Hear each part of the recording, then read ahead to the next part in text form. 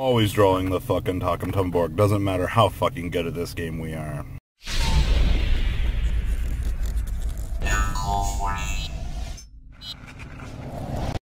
To elaborate more on the curse of Talcum Tumborg, I saw at least it be drew out of a 5-round locals yesterday 8 fucking times opening hand by multiple people. That's absurd. But today's video is not about Talcum Tumborg, because I don't have a 10-minute segment that I can discuss on that little piece of shit. Today I just wanted to talk about, I guess, how to get good at Yu-Gi-Oh! And this is going to be one of those, oh man, you can have your parents buy you all the cards in the fucking world.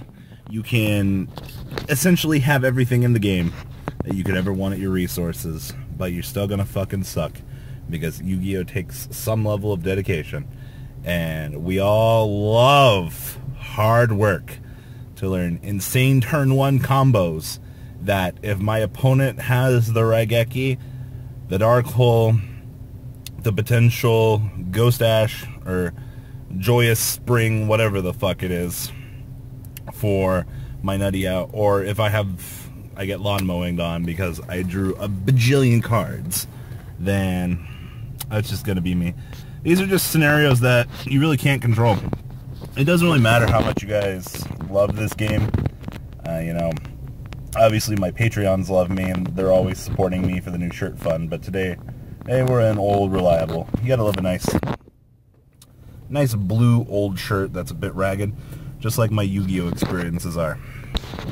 You know, if you can't be an honest guy, I'm making an honest video discussing how Yu-Gi-Oh! Is all about turn 1 boards and things like that now, then unfortunately you haven't adapted to the times, and it's very, very fucking unfortunate. So, moral of the story, you know, obviously Yu-Gi-Oh! Is not the way that it used to be. I think a lot of people have, I guess, really come to understand that throughout the course of time. And I think it's important to realize that you know, if you're an old player coming back into this game, unfortunately, I don't think you're going to have as much of a fun time as you might. Like, I can't take that away from anyone that enjoys Yu-Gi-Oh! For what it was. You know, very big bunny ears for was. Definitely, I don't know. To elaborate on the turn 1 boards, though, you know, like, look at Zoo. Zoo has their +5 combo. No, it's going to get even worse post-Crisis. There's some other really fun stuff that's kind of just been thrown in the wake of things as well. So, you know, Dragonic Diagram, Masterpiece, you know, more emphasis on the kaijus.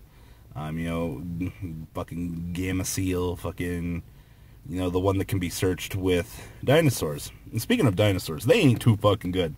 Alright. We had fucking 3-4 dinosaur players at locals yesterday.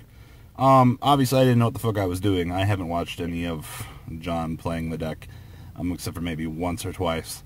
And I just have come to the realization that before Maximum Crisis, that deck ain't no good. No. Just wait for Maximum Crisis if you guys are going to attempt to play that deck. It's like, one of my friends was playing the field spell, because you kind of have to be able to destroy stuff. Bahamut Shark's really adorable in the deck with Megalomash, or X, I think is the new vanilla monster. Lullaby of Obedience is pretty fucking cute, because you can steal their Oviraptors. Because you're like, heh, one less Stratos for you. I'll pay 2K. You know, crazy shit like that happens. Speaking of other crazy shit, you know you're fucking good at the game when your opponent is going second playing Photons, and they fucking top deck Rank Up Magic the 7th one. I have never heard more cheers at a locals than when I saw the guy top deck Rank Up Magic the 6th one for his turn going second to get a number C107 on the field. It was the most disgusting fucking thing I've ever seen. Unfortunately, the dinosaur player still won, because Photons are a little bit limiting in what they can do, and, you know, it's kind of cute seeing them, you know, make lands a lot amongst Cyber Dragon Infinity, but, you know, it was It was fucking cute. We got it all on camera, too. Oh, rank up Magic the 7th one. So fucking good. So, back to being good at Yu-Gi-Oh! As I was saying, I think it's very important to understand that Yu-Gi-Oh! Now and Yu-Gi-Oh! Back then, you know, right now it's all about making boards turn one. You wouldn't really want to blow your load back in the day, per se, because you'd be punished for it. And that's not necessarily a bad thing, you know. It's just kind of like, you know, you show me yours, show you mine kind of thing. It's like, alright, well, I'm blowing my load, you break my board, and I don't have a recovery play, well, fuckerino. Like, I'm done. Like, congratulations. But because of this, you know, with the game's evolution and the progress and things like that, turn one turns, execution times, having to think out things, you know, you need to think about these things. And a lot of people don't really want to give Zoo credit, but you forget there's a +3 and a +4 combo. You know, really only the +4 combo, or the +5 combo, it's really been demonstrated. But, you know, what about those times where you don't have the instant fusion? But, you know, you got the Invoker, you got the Barrage, you know, you need to navigate around things. And what if your opponent happens to DD Crow your little fun shit? You know, like, what if Norden gets DD Crow'd? You know, like, where can your combo end at that stage? You know, on top of things, what happens if they Ghost Ogre the Norden? You know, there's little itty bitty scenarios that kind of will catch you off guard. And I say that more now than back in the old days. But if a hand trap comes up to punish you, you need to be able to navigate through that scenario a lot more than you needed to, essentially used to. I hate using Zoo for all these examples, but that's all I really know at the moment. So I think a good player base will be able to relate to me here. But you still need to understand navigatability.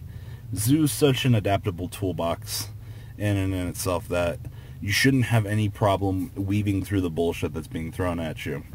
And I definitely wouldn't take that for credit. Not at all, guys. I think it's very important to understand that. So, moral of the story.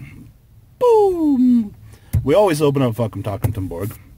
Yu-Gi-Oh! Is insane. I might upload... that was me. We might upload the one game with the Rank Up Magic the 7th one. If you guys want to see that, please, you know, thumbs up this video to communicate that with me. Outside of that, you know, a lot of you guys have been here for a good majority of the new game. I think it's very important to understand and, you know, communicate your experiences. You know, how has the game changed for you throughout the years? Do you think that the game is better now? Do you think the game is worse now? Honestly, I liked old Yu-Gi-Oh! Don't get me wrong. I liked the grind games. We still get the grind games. The turn one boards definitely make some of the games go a little bit faster. There's definitely nothing wrong with that. I definitely think that it could be better, but, you know, you're playing Yu-Gi-Oh! A lot of players seem to have this misconception that, like, this game could be some perfect behemoth. Honestly, I really disagree. Like, no, every person also says, you know, if I have my hands in Konami, you know, I'll fucking be able to do whatever I want. I'll make this game better. But 99% of the opinions I read from a lot of these people, unfortunately, they're really disappointing. I think a lot of the bias that comes from player base is very harsh, and if a lot of people in this game had their hands in the game, a lot of the semi-good formats we had wouldn't exist, and that'd be very disappointing. I'm not trying to shit on anyone's fucking, you know, oh, this card needs to be banned. I mean, sometimes even my opinion's slightly biased, because I just don't want to deal with certain things, you know. Same thing with a lot of people, but, you know, it comes with the personality and comes with, you know, the territory. Like, even Norden versus Fusion Substitute the other day, I actually had people PM me, tell me that Fusion Sub was actually the problem. And a lot of you guys said that that argument was fucking pointless and irrelevant. You right. I fucking knew fucking whole well before making that video that video was going to be irrelevant. But because people have that mentality towards that scenario, it is worth discussing. And I think that's one of the things that a lot of you guys really will miss on this channel is, even though I think it's a definitive answer, sometimes it's worth discussing to bring in the viewpoints of the other people. So guys, how do you get good at Yu-Gi-Oh? Leave a comment down below. I'm going to go top deck Talk to board for 8 more times the locals. That's not all, folks. Please subscribe if you enjoyed this video. Please check out my Cardfight Vanguard channel, VanCole40. You guys will get an insight on our playtesting sessions. And please check out the Zodiac Duelist TV Twitch stream. That way you guys can follow the House of Champions and MCole40 interactions. Please check out MCole Games for all of your guys' trading card game needs. And if you guys enjoyed this content, please check out my Patreon in the description. Every bit helps to the creation of these videos. One step at a time in improvement, and that's the goal of this channel. Alright guys, have a good time, and thanks for watching.